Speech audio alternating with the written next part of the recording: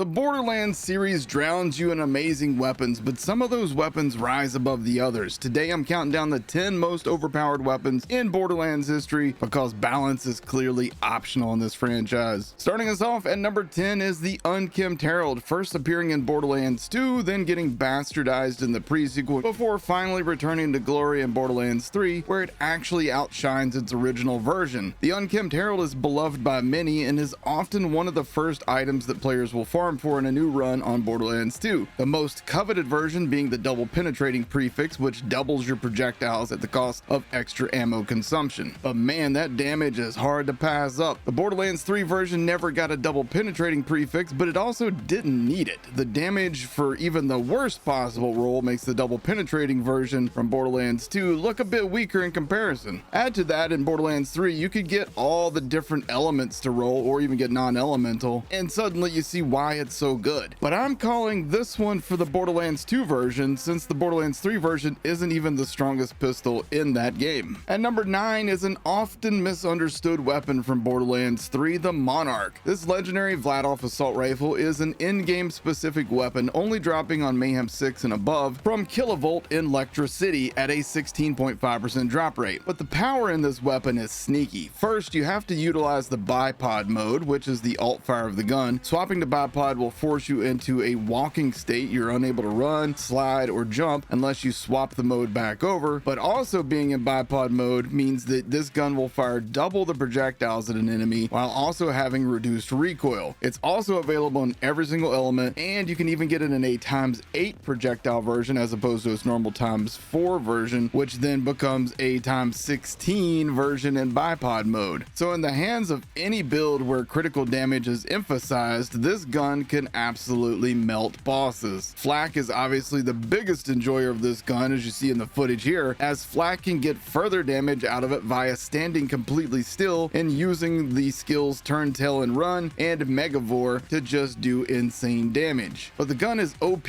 on every single Vault Hunter if you use it correctly. Coming in at number 8 is our first sniper rifle on this list, but it won't be the last one, the Complex Root from Borderlands 3. So what makes this gun so strong? It shoots a projectile that will spawn 13 additional bullets as it flies, and those bullets go in angular directions and zigzag, hitting everything in its path. Then they explode on impact with an enemy or 2 seconds after and deal the weapon's element as splash damage. Yeah, it's freaking bananas. You can also increase the range and damage of this by equipping anything that boosts your area of effect damage, but be warned, if you have epilepsy, the lights can get pretty intense. Even if you don't have epilepsy, it'll make you think you do. The Complex Root is also notoriously easy to farm, having a ridiculously overtuned 33% drop chance, like most of the Bounty Blood DLC drops, that is. Really, the only potential downside to this gun is that it's Maliwan, so there is a charge time on it, but even that was buffed by Gearbox at some point, making it take less time to charge. Just beware, if you're using anything that boosts area of effect damage, this gun will kill you just as quickly as it kills everything else on screen. At number 7 is the Hellwalker from Borderlands 3. This Jacob's shotgun drops from Road Dogg in the Splinterlands on Pandora at a 10% drop rate, and it's widely considered by many to be one of the strongest guns that you can get in Borderlands 3. But what makes it so strong is something that we usually only see from guys driving lift kit trucks around here in America: overcompensation. You see, Gearbox had a problem early in Borderlands 3. First, they made a bunch of enemies rare spawns, and Road Dogg was one of those. You would go to his area and seemingly like 90% of the time he wouldn't even spawn. Then, when he did show up, he still had low drop rates. So once you got the Hellwalker from him, you felt like it should at least be good, right? Rare loot from a rare enemy and all that. But fact was, it was just okay at launch. So Gearbox buffed it by 317%. Sweet baby Jesus. Overnight, the Hellwalker became the new Unkempt Harold in this game. Everybody had one on every single build in Borderlands 3, and it's remained OP ever since. It seems fitting for a Doom reference. At number 6, one of my all-time favorite weapons in the entire history of the franchise is the Pimpernel. This blue, unique mission reward sniper rifle is without a doubt stronger than every pearlescent and most legendary and seraph rarity weapons in Borderlands 2. It's obtained from a mission that can be completed in about 2 minutes. The Pimpernel does have a wide part variation that can make the gun go from, hey, that's pretty good, to holy shit, everything's dead. What you want to look for is either barking or banberry for damage or fire rate respectively, although I'm partial to the Gentleman's Pimpernel for the crit damage. Then you generally want to go with matching grip for higher mag and other damage bonuses, and a Hyperion or Doll stock to keep it from kicking like a mule. You can read-only farm this gun on PC or do cloud save farming on console to get multiple versions. Look those up on YouTube if you want to learn how to do that. The trick to using the Pimpernel is to aim low on a target so that when the projectiles hit and split apart, the other splits will also hit inside the enemy, dealing crazy damage when it hits their hitboxes inside them. Often this means aiming for the crotch. Pair it with a B shield and good positioning and it will melt everything in sight in 1 or 2 hits. Use it on Zero versus a boss that's weak to bore like Hyperius, Bunker, or even Uranus bot, and it'll do so much damage that it often will freeze and crash your game. I love this gun and I hope it makes a return as a pearlescent in Borderlands 4 one day. Speaking of Borderlands 4, at number 5 is a pistol from Borderlands 4, which if you've been playing 4 since the launch, this should be a surprise as most pistols feel very weak in this game, but this one, the Ruby's Grasp, is overpowered and I love it. Coming from a line of Ruby themed weapons that started with the Ruby with an I in Borderlands 2, the Ruby's Wrath in Borderlands 3, the Ruby's Spite in Wonderlands, and now the Ruby's Grasp in Borderlands 4. This pistol is a Tediore that drops from Vile Lictor at a 9% drop chance without ultimate mode on, and the special ability is that when you reload and throw this gun, it tosses 4 homing copies of itself. You heard that right. 4. Guaranteed. Pair this with a Jacobs and a Torg impact roll and suddenly you have a solid pistol that also doubles as a handheld quad grenade of death. Even with just a basic roll, this gun is super strong, but here's where things get weird. This gun was strong on day 1 of the game. I used it on my Rafa before I discovered the homing replicator Chuck, and now I'm back to using the Ruby's Grasp again because they buffed it 3 times. The first buff was part of a general Tediore buff that increased damage and mag size both by 10%. Then a month later, they increased the Ruby's damage by another 50% and increased the fire rate by 25%, making it faster to shoot and throw. Then, 1 more month later, they buffed it again, increasing the damage by another 40%. Now, I'm not complaining, trust me. I love melting bosses with this on my Rafa build. I just can't believe that they've given this gun so many buffs when it was already strong right out the gate. But don't tell Gearbox, I want it to stay strong. Coming in at number 4, one of the best launchers in Borderlands 3, the Kick Charger is capable of one-tapping most enemies with the right build and gear combo, but even without the right min-max build and gear, this gun is absolutely insane. You slide and then charge it up and shoot an enemy and watch their health bar completely disappear. The only downside is that the Kick Charger is actually a bit challenging to obtain, requiring you to go through arms race to extract it. So if you're looking for a god roll version, you might spend a very, very long time hunting for it.